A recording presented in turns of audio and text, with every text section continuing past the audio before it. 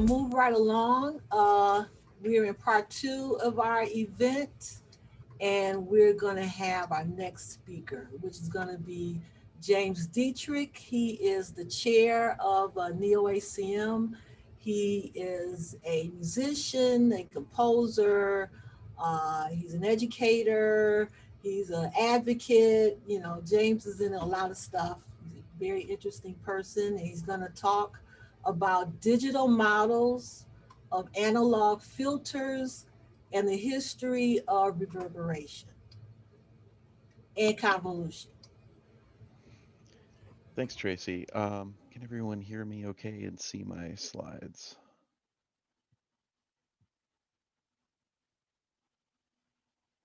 Yes, I'm James, I hoping. can hear you and see your slides. Okay, perfect.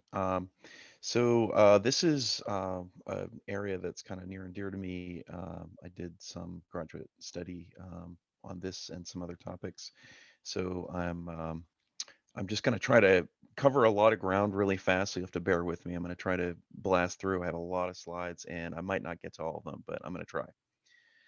So first thing to talk about is the basics, the difference between the direct sound that you hear from a source and the echoes that you hear reflected off of surfaces. So the reflected sound comes back and gives you a sense of space. And you can see here the first, second, and third reflection sort of have a delay time involved, and that's where we get the echo, echo, echo, right? And it tapers off.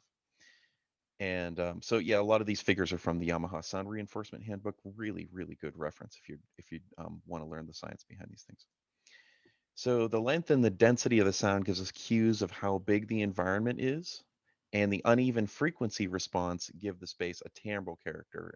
So you have certain frequencies that are attenuated, or certain frequencies that are boosted. Like in the case of, they tell you put your subwoofer in the corner of the room because there's planar surfaces for the bass frequencies that are longer. Period of the waveform to bounce off of, and it ends up amplifying that in the room.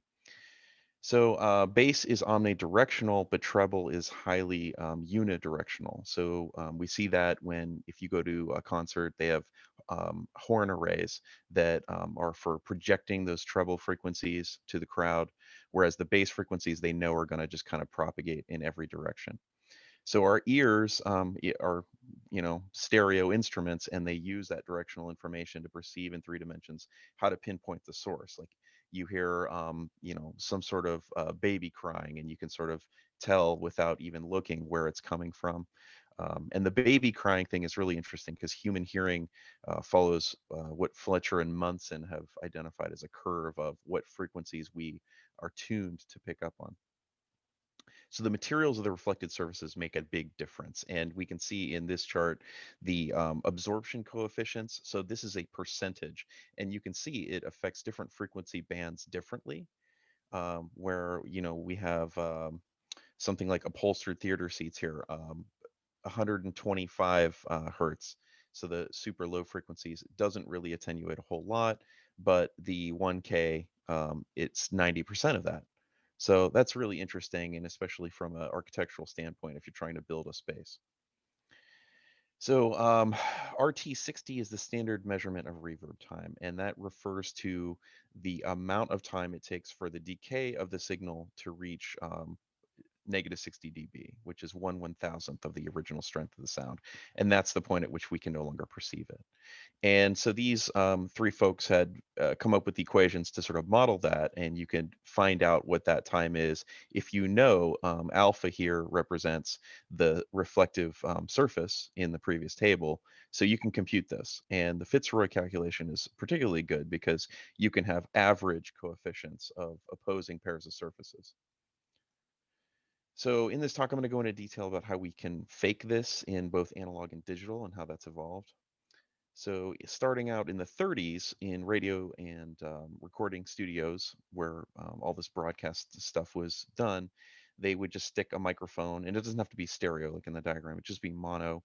A speaker and a microphone are in the room, and the reflections reach that microphone, and you get all of these different times that it takes for that signal to propagate to the microphone. And so if you want to get really clever, you aim the speaker cone away from the microphone so that you don't get any direct sound at all. And then you can mix that in from a console. Let's say you have like an aux send or a bus that you can put that in. And so they would just return that back to the console from the microphone and mix that in. And completely ordinary spaces they discovered worked pretty well. Tiled bathrooms. I know Jim Morrison really liked recording in tiled bathrooms. Hallways, stairwells. I know at the Dana School of Music here in Youngstown, the students are often in the stairwell rehearsing because it just sounds so pleasant. So when you construct these things, you want to have non-parallel walls because what happens is that the geometry of the room will influence the kinds of frequencies that get either attenuated or boosted. And it's really hard to work with parallel surfaces because you could develop standing waves that the frequencies just build up over time and it gets annoying. Hard surfaces obviously work best for long decay time so that they continue to bounce around the room. And the downside of this technique is you have to construct something and it's real estate, right? So in 1957, EMT developed this plate unit, and it had better high frequency detail for a variety of uh, things like vocals, right? Human speech. And of course, smaller than a chamber, but weighed 600 plus pounds and 4 feet by 8 feet by 1 foot. And encased, and you can see here the interconnects to the consoles. And there are servo motors that are driving what we'll see is the dampener.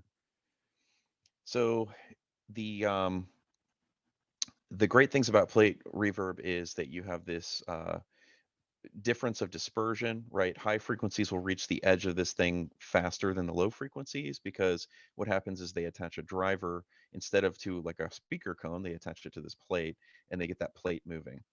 And so on the back, you can see this gentleman's got his hand on this damper plate, and it was, you could either turn it manually or you could have a servo motor control the amount of time that that plate is allowed to ring by having this damper either close or far away. And so the reverb time was up to about 4 seconds. You can have the contact pickups, and these weren't adjustable. This is mounted to the frame, but you have different lengths to the driver. So the distance makes a difference. And then you can have some stereo imaging from that.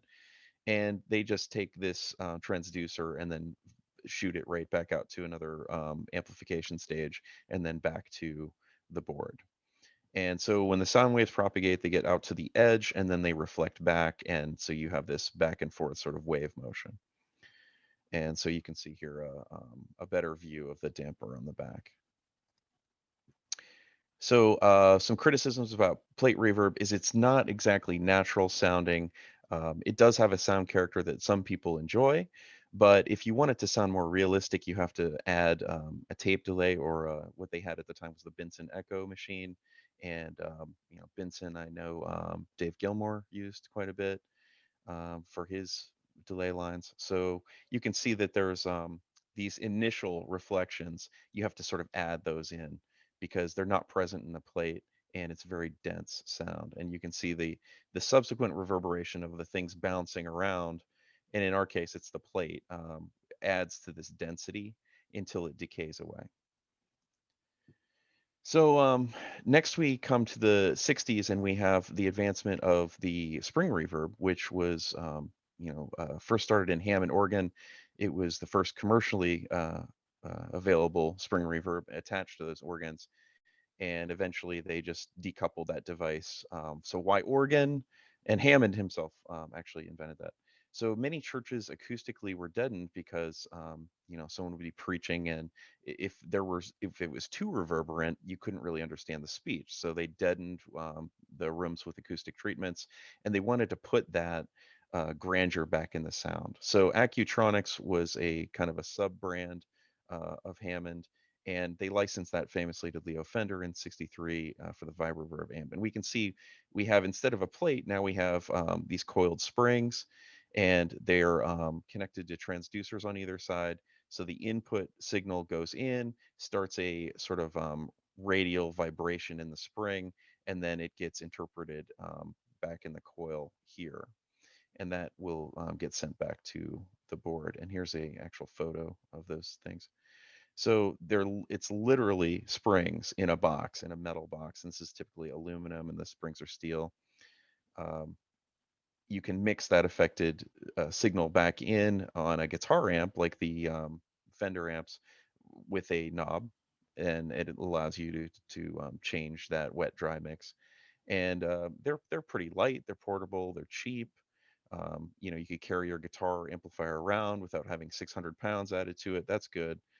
Um, so the cheapness really made it popular and take off. And a good example of this for the time is like the surf music, Dick Dale, Ventures, things like that. You can hear those sounds start to pop up in their recordings.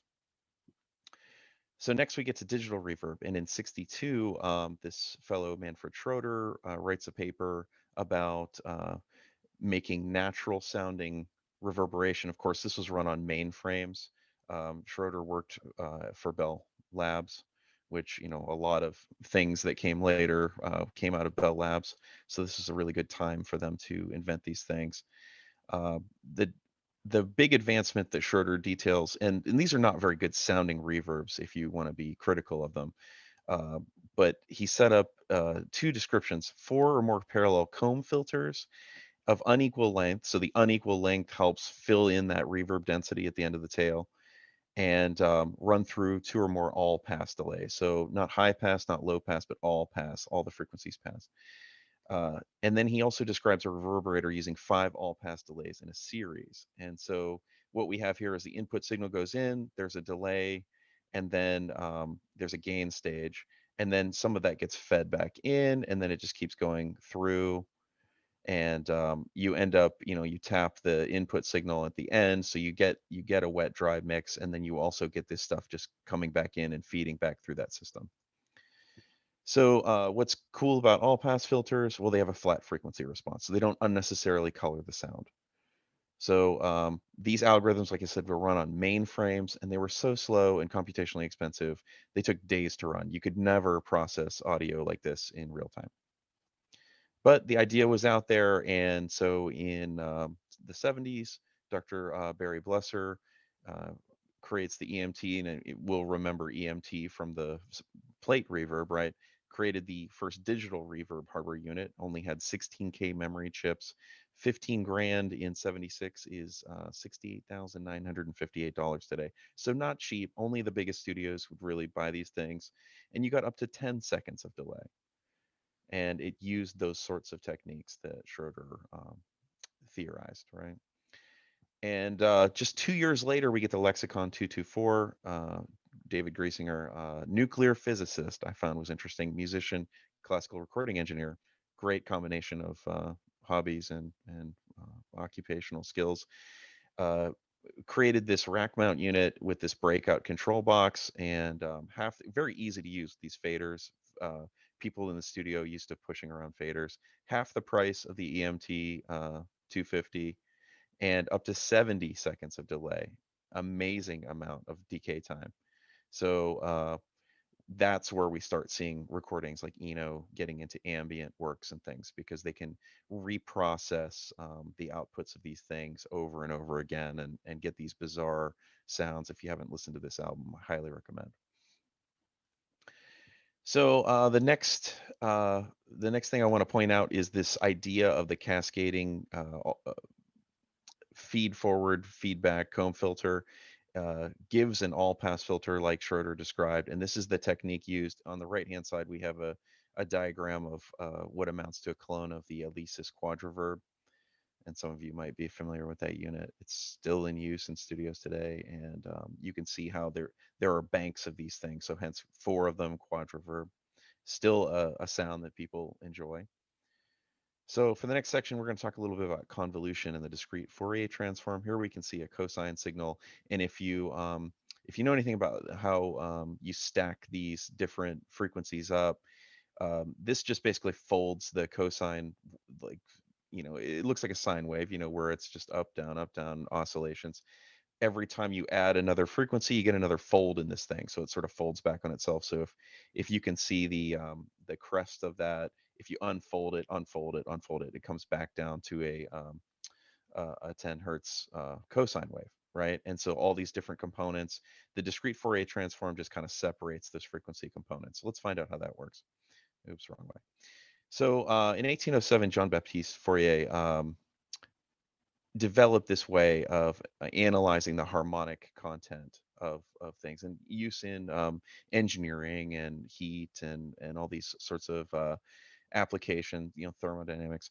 And we want to see in a Hey, James, we, yes. we're over time already. Would you be able to wrap this up? I am going to wrap it up very Thanks. quickly. I'm going to make these slides available after the talk's over. So anyway, this is the harmonic content, basically in a frequency domain, whereas we're used to looking at that signal in the time domain. So we've seen this before. SETI at home. This is what they're looking for: is space aliens. Like, is there a regularity upon some frequency that they could be broadcasting at? And so interesting results in mathematics that led towards this thing. In 62, Karatsuba and Hoffman published a paper, and it talks about how we could use these length 2n sequences and kind of chop them up and put them back together again in the frequency domain. And so X of n refers to the input signal, and H of n is the character, the frequency character of the room that you want to capture. And you can do that with like a starter pistol or something, anything that makes a balloon popping, anything that makes a white noise that you can measure. And so their paper showed that you could just basically express this convolution as this series of terms, and then you sum them with this overlap add scheme. And it's pretty clever how it works when you get into the nuts and bolts of that. If you want to get into this, I highly recommend Julius O. Smith, Stanford Karma Lab. Has a lot of interesting documentation on that. So fun facts, Cooley Tukey in 65 had this twiddle factor FFT paper that enabled them to make great advances in fast Fourier transform, but it was actually Carl Gauss that during his lifetime in the 1800s invented this thing, and he used it for computing trajectories of asteroids. Never thought to use it on this sort of thing. Um, so the discrete Fourier transform is just taking this continuous signal and then saying, okay, we're going to take a snapshot of a block of samples and do this, right? So you can derive this formula. It's not easy to derive if you don't know the math that goes into this, and it takes some work. But yeah, with a little bit of knowledge, you can prove this for yourself that it does work. And so fast convolution, right? Let x of n be a length m and h of n be a length n sequence, and we have rules to follow, right? So k is the block of samples that we're going to take. It should be a power of 2, and if it's not, then we have to zero pad out the length, or else it's not going to work. And so there's some other additional rules, and I won't have time to get into this, but this is what enables discrete Fourier transform to work. And we can see overlap add from the previous result. And so what you do is you take those two signals and you pad them out, and then you take them into the frequency domain, and then they become a complex value using I, the square root of -1, multiply them together, and then use the inverse FFT to get back to the values that you want to extract from that, which is m plus n minus 1. That's how many values are going to be good and not aliased, and then you write that out to the output buffer. So in vector math, you can have a matrix times a vector and get the same result. And y is the output signal, and we can see the frequency character of the room just gets kind of propagated across this matrix, and then here's our input signal. And so those matrix operations obviously are well suited for computing, and so we have a different technique called overlap save, where you can ignore all those additions, and you can express this by just taking slices of, we're defining it as partitioning the output. So what you would do is you would take the output signal and say, James, okay, we're 5 minutes over. I apologize, and I'm almost at the end. So anyway, if this is something you want to do, you can prototype this and run this in MATLAB. It's for complete masochist. And so there are some other advances I want to briefly touch on. You can fragment those impulse responses of the room into very short frames, so that speeds it up. And then they created hardware units, 1999, so we get an idea of the time scale for this. So that brings us to the modern era, right? We have a lot of math libraries that have been optimized for the hardware that we're running it on, general purpose home PC. We've got these things available as plugin formats for DAWs, and there are other techniques other than just noise blasts. We can use exponential sine sweep, Angela Farina invented, and the capture tools are automated, right? And so this is a result of it capturing, this is the harmonic series of all of the reverberations that are captured by this. So this is just the exponential sine sweep. And so we see this in niche hardware, Kemper Profiler, Axe Effects, Neural DSP, Guitar Head stuff. And these are all just piecewise components, right? So we can model the characteristics of the speakers, of the amplifiers. There's other techniques to do the nonlinear responses, and that's also a Farina contribution. So here are some links. I'm going to post these slides. This is a big rabbit hole to go down, but if you have time, it's well worth the effort and energy. Any questions? I think I'm way over time, so I guess we'll have to solve those after the fact. Thanks so much. Okay, thank you, James. We're over time. And so I asked everyone, do you want to go straight into a discussion about the future of synthesis, or we have a video we can watch? But with the time, may not be able to do both. What do people in the chat? So I'm asking in the chat, if you give me some idea, do you want to see part 2 of the video that we saw earlier, or do you want to have a chat? We'd like to hear your opinions on the future of synthesis. So I got one person says video.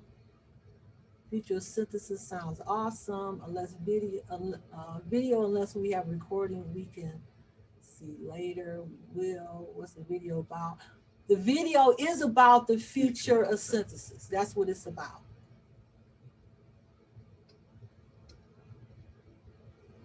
Okay. I think I'm just going to play the video if that's all right. I'm going to go with the video. Yeah.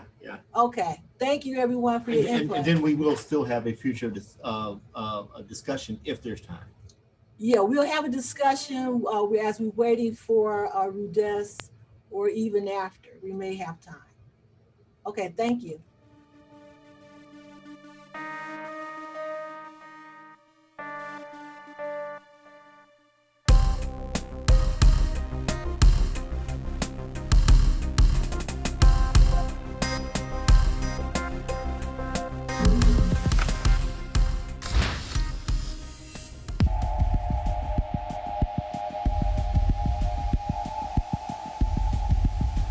I think we have like all the sonic possibilities, all the voices, all the combinations. That's all here. We've been experimenting it for a while. I think the real task is now how to control it. We have seen in the past, let's say 2 years, a lot of new sequencers. Some of them are performative, some of them are less. I think that this is like the main question. How do you perform music live? And how do you interact with the instruments that you can make the music live?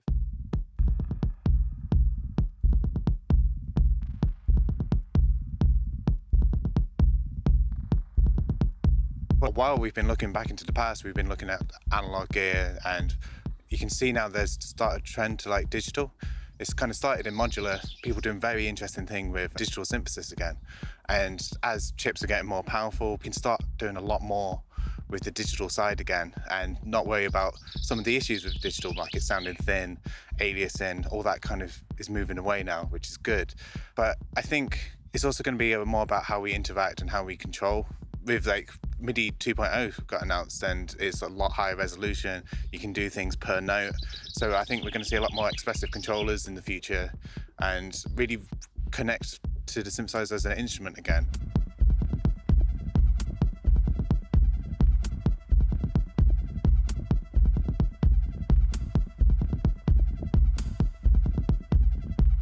The future of instruments, I would say, is probably digitally driven because I think most of all hardware possibilities have been made and have been made in a very good way. So I think it's gonna be digital in a way.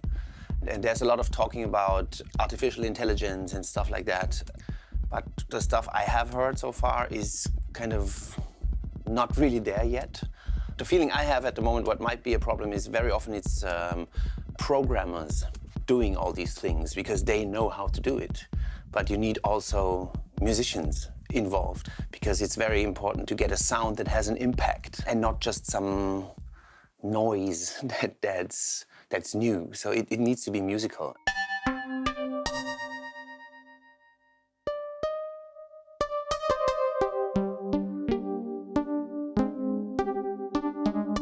I think it's going to be two things that are going to evolve. Of course, the interface.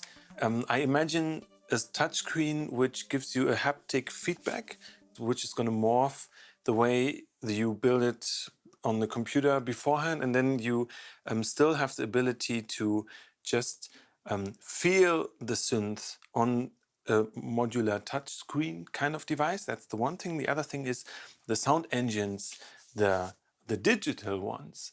They are right now starting. A very good example is the C15, which I have here. I think it started with a reactor patch, but the internal resolution coming from the keyboard is 2000 something in velocity steps. So the expression which comes just out of the keyboard is so much further than any digital instrument out there. And also the engine reacts on it. So what I'm trying to say is the digital synths are just at the beginning in terms of being organic and having an expression that comes very close to a real instrument, and I'm talking guitar and flute and that kind of stuff.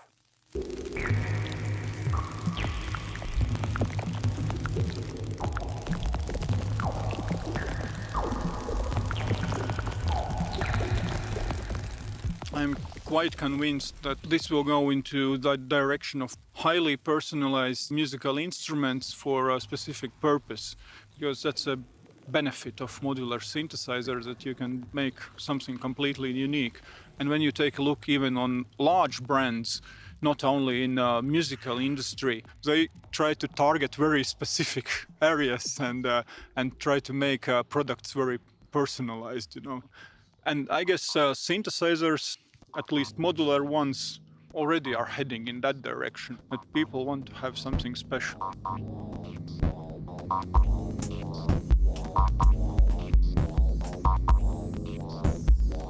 I think, at least how I design sounds, what is exciting about doing music now, that you're not limited to one technique. It's always combination of the techniques. And I think how people will combine samples with analog sounds, there's gonna be new combinations coming out. It's not gonna be the sounds themselves, but the new combinations.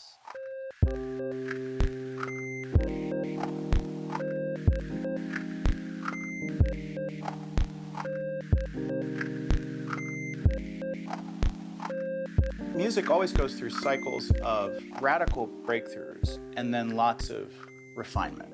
And sometimes the end result of the refinement is the most impressive part. You know, if you take something like the development of frets or the development of polyphony, there is definitely a breakthrough, this kind of a radical moment, but it takes a lot more musical activity to kind of develop that idea.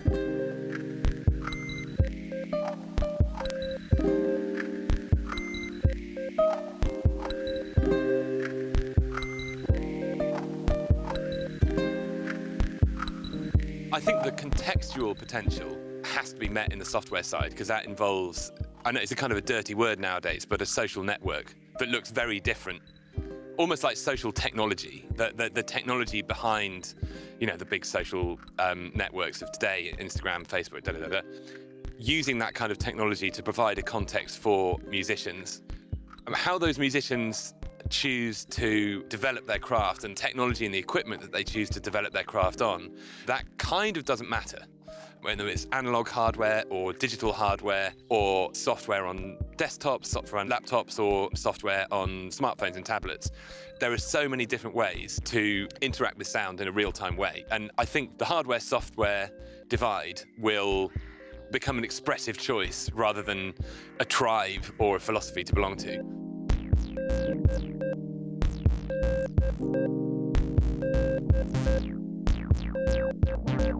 When something new appears, then there are a lot of versions and variations. Like for over last decade, there was a significant increase in how sample-based instruments are developing.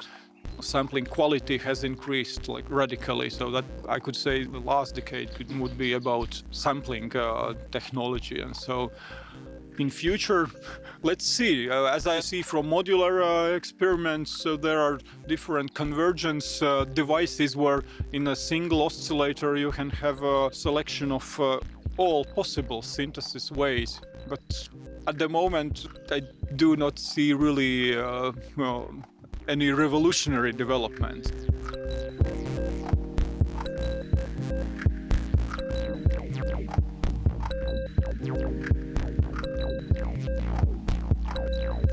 It may not be immediately obvious kind of looking at the stuff that happens this week, but some of what's happening is a kind of a refinement to make things more playable, to make it possible to do things live or to do things in an improvisational way instead of just doing a lot of kind of pre-programming, setup, things like that. And that kind of spread of the musical culture around the technology takes more time.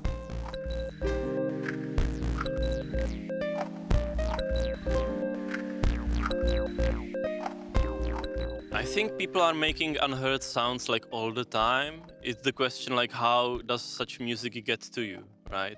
If you make something unheard of, it might like stay in like small circles of enthusiasts that like these sounds, and one step at a time it's also making its way to the pop culture or like some of these like more popular genres.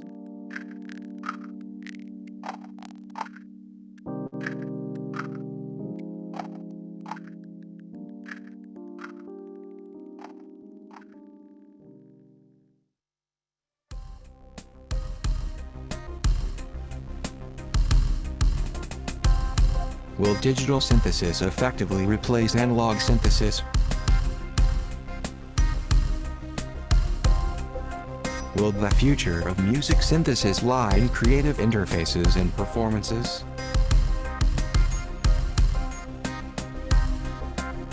Will music automation and AI-generated sounds and music be major components of music synthesis in the future?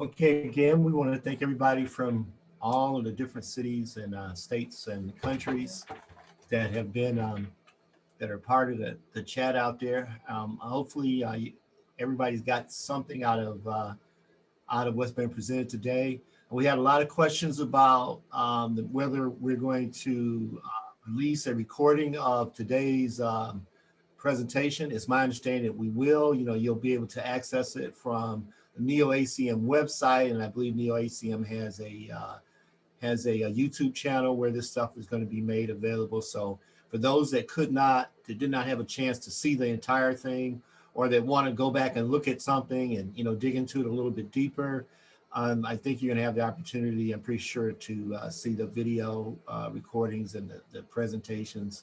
Those will be made available online. And so at this point, we want to have a little discussion. I think Jordan Rudess is going to be joining us a little after 2 in about 10 minutes. And so I'm really looking forward to his talk. The guy is just simply a trailblazer in a lot of the areas of synth, not just a great musician and composer himself. But so we want to have a little discussion about the future of synthesis and where all of this is going. With that, does anyone want to start anything out with the questions? Yeah. So that was one of what was the question? Does anybody know what family of instruments are these or something? Okay, someone brought up the MIMU gloves. They look cool. And Mike said, I'm not the best at playing instruments and would love to see some interfaces that can interact with the body in more direct ways, like brain waves. Wow. Wow. So that's going back to, is the future about the interfaces to devices as opposed to new implementations of sound generation? Is it going to be about that interface? Right. Yeah. And so, here's the thing. There's like a couple sides to that same coin.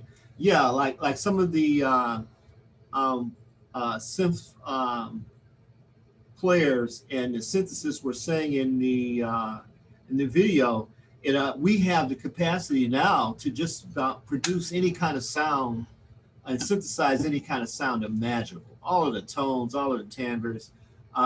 We just have an incredible palette and a foray of sounds, and it's hard to even imagine being able to come up with anything new at this point. And so the question does go back to how are we going to, what are the interfaces going to look like? But on the flip side of that is, I might throw out the question, well, what will musicianship look like, right? If we look at the current concept of music with, having to have musical skill, getting good at a particular instrument, practicing your instrument, learning that instrument, musical discipline and all of those kinds of things are required to really engage in music. At least that's what's traditionally been required. But are we at a point today where, it's not about any of those things? We have an infinite palette of sound, and is that just going to be available to anyone? Because the interfaces will be so simple. So I guess I'm going to throw the question back. Will there be a need for musicians at all in the future? Well, Linda had a question. She said, got my grandson a Novation launch pad for Christmas. What's the next step up that is still financially reasonable for a 17-year-old? He plays drums, guitar, and keyboards. See, he is a musician. He wants to launch into other things. I mean, that's is that a trick question, right? She wants to know what's the next step up from the Novation Launchpad. That's. I was just going to say that with the Novation Launchpad, I'm assuming you're going to,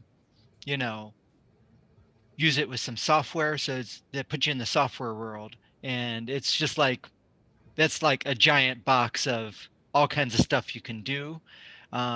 I guess the question would be, is that person interested in like a different workflow, right? Because when you go to the Novation Launchpad, that sort of has you interact with that software and sound development in a certain way, so I think it's about, how does that person want to interact with music, right? Like, how do they want to create it? How do they want to interact with it?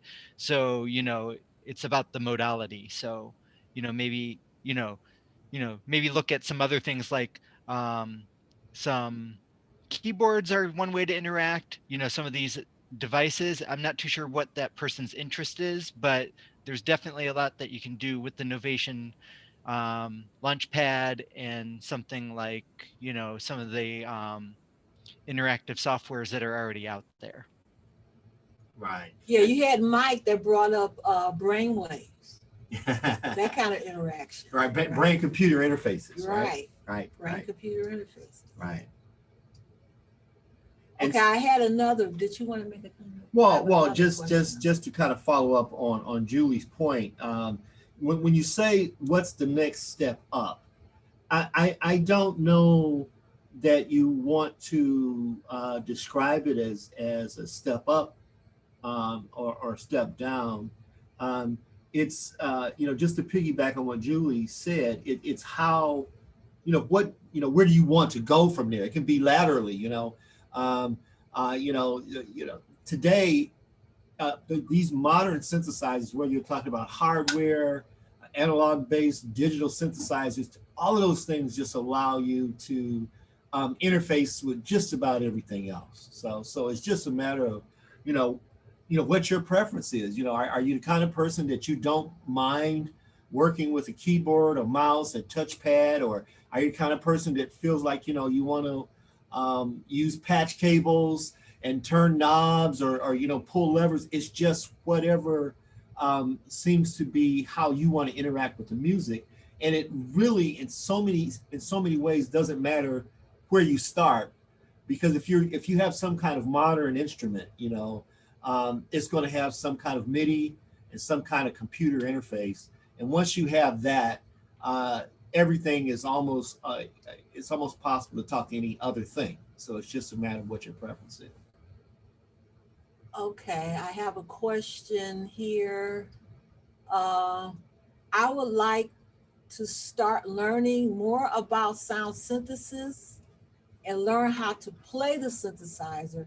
I don't own one yet, but what would be the best way to just start? Any book you might recommend? Wow.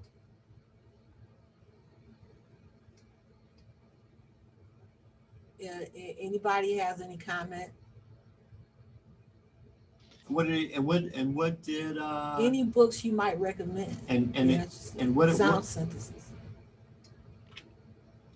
Right. And it's sound synthesis and just in general is the person asking about sound or synthesizers? Want to learn more about sound synthesis and want to learn how to play the synthesizer. Okay. So let's take this person's yeah, we will the name is Yafiria. We'll send that. We have your email and then we could send you some recommendations. Right. I'm going to chime in on this one, guys. Okay. There's an author, Charles Dodge, who wrote one of the textbooks I used in my courses, and it's an expensive book. I cannot remember the name for the life of me. It's like it does have synthesis in the title though, and it's something that you could probably get at a local library. Yeah. If your library is open and serving the public in these COVID times. But that'd be a great one. Also, the computer music tutorial by MIT Press, if you can get your hands around that. It's also a very expensive book, but the library should be able to get that for you. This person is beginner though, and so we want to make sure that we kind of give them a broad range and something that's accessible. Because right, the Dodge book is actually written in a way that you could bring it down to earth. Well, I have like 3 or 4 in mind. And I don't want to really recommend one or the other. I would send a list to the person. Yeah, I would suggest also remember, sort of the art behind this as well. Like, there's like all the science and the headiness, right? But there's also like the musical side or the audio and that feedback you get from experiencing it and trying it. So that's part of that learning process also, is like the application. So just keep that in mind. Probably whatever that recommendation is, you're going to want some way to get immediate feedback with the things you're learning and get some response. And I'm kind of suspicious. This is more of a philosophical kind of point here. I'm kind of suspicious of all of the worrying too much about whether you're using additive synthesis or subtractive synthesis, or whether you're using FM synthesis. I think we're getting pulled too far in that direction. And the real issue is, once you have the sound from a musician's point of view, what can you do with it, right? What are the sound shapers that you have? How can you manipulate that palette? And those things really are not, those things are kind of like now these days separated from that original sound source. I think we are put far too much emphasis on, is the thing coming out of an analog oscillator or a digital oscillator? And, am I using, I think we might be going too far down that road. You know, we're at the point now where these synthesizers are so rich, and there's so much possibility till we really need to get into just the sound shaping kind of areas. And most so many synthesizers today are really hybrid, and they offer lots of different choices. Okay, there are a number of recommendations in the chat. Yeah. Someone brought up creating sounds from scratch. Yeah. We have that book. That's an excellent book. Yeah. That's a very good book. Yeah. And that was one of the ones on my list. Yeah, and Dittrich brought up computer music synthesis composition for performance, second edition by Charles Dodge. Yeah. And that's a little heady though. That's a little heady, in my opinion. And Steve Tarzuski. Oh, he was making points about the MPE, right? Yeah. He brought up the videos by Mark Dowdy. Those are very good too. Okay, Mike says, as a beginner, I learned from reading the manuals from my synths. Maybe buy a simple vintage synth and read the manual. Yeah. That's a good idea. Yeah. Yeah.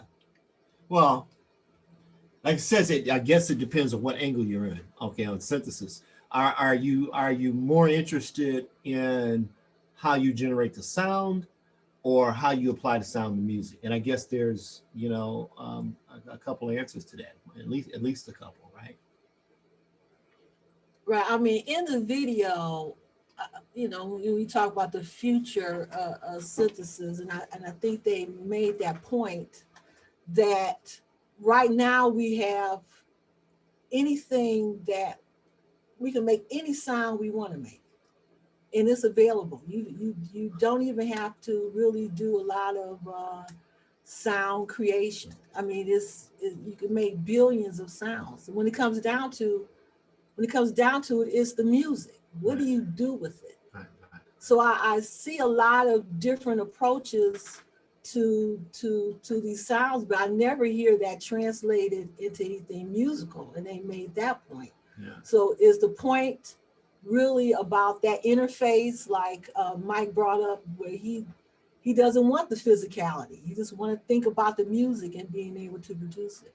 Right. So is it about just producing the music and having some interface regardless of who you are, whether you're a musician or not, whether you're prolific on any kind of instrument or not, just being able to produce music. But keep in mind the different applications. You have some people that are in the synthesis because they want to do sound effects for game design, or sound effects for movies, right? And for not necessarily something that's strictly musical. So I guess we have to kind of keep the applications in mind, what it is that you're trying to do with the synthesis, right? So Richard Silva says different methods lend themselves to different types of sound. Is useful to know which toolbox to reach for to construct the sound in your head. Good point. That's right. That's right. That's okay, right. And Mark brought up, I got involved with computer music early in the mid 80s, but did not stick with it at the time because I was a performer and CM people were not. There was definitely a wavelength issue regarding communication. I keep hoping that this has changed. Right. Well, you've got, you can kind of divide things, when we're talking about this synthesis, we can kind of look at it a couple ways. You have like a top-down approach to sound design, and you have a bottom-up approach, and then you have like mixes of those. And what I mean by that is in the subtractive synthesis, which is very common among analog synthesizers and a lot of the digital synthesizers that imitate and emulate analog synthesizers, The whole game is all about starting off with some tone. Like I in my presentation, I gave the example of sculpting clay. You start off with some tone and you cut away things. You start off with a block and you cut away things until you have the shape that you wanted. And I would consider that like a top-down kind of approach. And then the bottom-up approach may be like an additive or maybe FM in some cases, where you start with little pieces of sound and then you put those pieces of sound together until you have the sound that you want. And then obviously you have the thing in the middle where you use both of those approaches. But at the end of the day, it's about what techniques, like someone has already said in the chat, do you use to help you more efficiently get to the sound that you're trying to create? And yeah, so if you're going to use a top-down approach, kind of like subtractive synthesis or a bottom-up approach, right? I guess it makes sense to at least understand those, but I wouldn't want to get so bogged down on what the oscillator is and how the oscillator produces sound. You could get into a rabbit hole and never come out of that and never get to whatever application it is that you are interested in. You know, whether you're interested in game design or you know, composing scores for movies, or you know, coming up with dubstep wobbles. If you get too bogged down into how the oscillator is constructed, you know, that's just a rabbit hole that can lead you somewhere, you know, that you don't ultimately want to go. What else? We have another question. Mike, no, Buddy is saying, Mike, what does BMS stand for? Someone brought up BMS in the chat. I'm not sure. Be careful what you ask for here.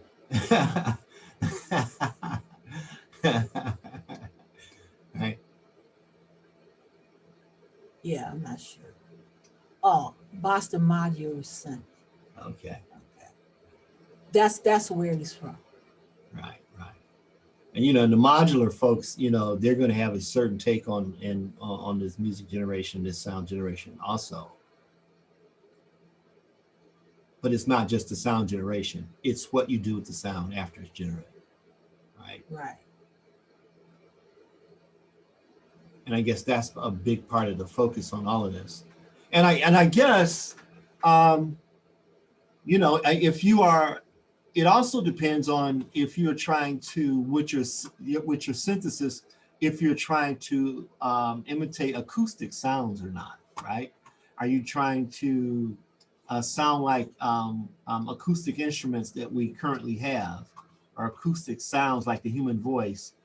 Those kinds of things, you know, depending on what your goal is, that's going to dictate where and what type of synthesis you're going to want to use.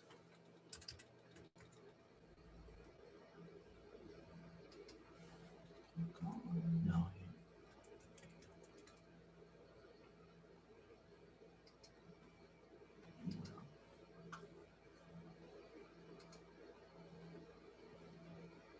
You got any other questions there? Does anyone think modular synth will become less popular in the next 2 to 5 years? Anybody? Julie, JD? I would have to say that it's a great way to get into it, just because you can add on as you go and you don't have that upfront expense of like a $3,000 like fully kitted out workstation. Whereas you could just, you know, acquire this module or that module for whatever it is you're trying to achieve. Yeah. So that's the plus side of it for sure. Yeah, I definitely think that I think there's been a resurgence in modular synths, and I don't think they're going anywhere anytime soon. A lot of people into film and movie production. There's a whole EDM, you know, underground culture that's all they use, and a lot of the workstation type synthesizers are now coming with interfaces that lets you interface your modular synthesizer. And you've got a lot of audio interfaces now are considering modular synthesizers as a possible input and output. So I think that at the end of the day, the modular is going to be here to stay for a long time. And you know, it might not be at the trending so hotly like it is right now, but I don't think it's going anywhere anytime soon, because you can now take that modular and you can interface it with other kinds of synthesizers. You know, I can interface it with the Moog Matriarch, right? You know, I can interface it with my audio interface that then lets me connect it to Retrolog, okay? And so, you know, you're gonna have situations where you've got hybrid modular and non-modular synthesis, and that's not even dealing with the, you know, the underground culture of modular. That's just not going anywhere anytime soon. Okay, Mike, you have anything else you want to say about that? Mike from Boston Modular. Okay, you can, if you want, you can, you know, click on your video and your mic. You can, mic. Yeah, you can. Yeah.